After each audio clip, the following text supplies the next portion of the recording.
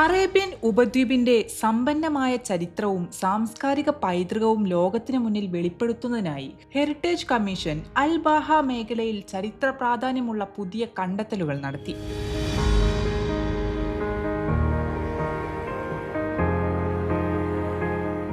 ചരിത്രപ്രസിദ്ധമായ അൽ അസദ സൈറ്റിൽ നടത്തിയ രണ്ടാം ഘട്ട ഖനനത്തിലാണ് അതിപുരാതനമായ പള്ളിയും പാർപ്പിട സമുച്ചയങ്ങളും കണ്ടെത്തിയത്.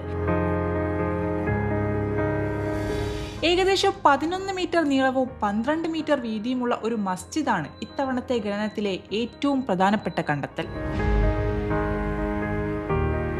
ഒരു മിഹ്റാബ്, 3 പ്രധാന കവാടങ്ങൾ, പള്ളിയുടെ മേൽക്കൂരയെ താങ്ങി നിർത്തിയിരുന്ന തൂണുകളുടെ ചതുരാകൃതിയിലുള്ള അടിത്തറകൾ എന്നിവ ഇവിടെ കണ്ടെത്തിയിട്ടുണ്ട്.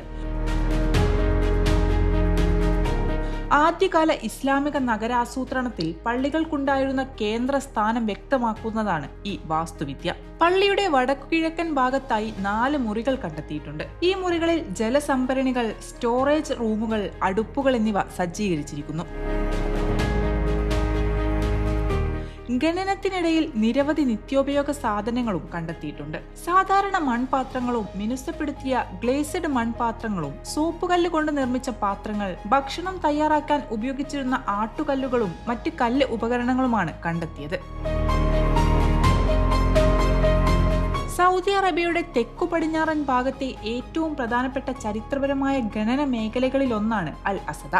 യമനിൽ നിന്ന് മക്കയിലേക്കുള്ള പുരാതന ഹജ്ജ് തീർത്ഥാടന പാതയിൽ സ്ഥിതി ചെയ്തിരുന്നതിനാൽ ചരിത്രത്തിലുടനീളം വ്യാപാരത്തിന്റെയും സാംസ്കാരിക കൈമാറ്റത്തിന്റെയും പ്രധാന കേന്ദ്രമായിരുന്നു ഈ പ്രദേശം.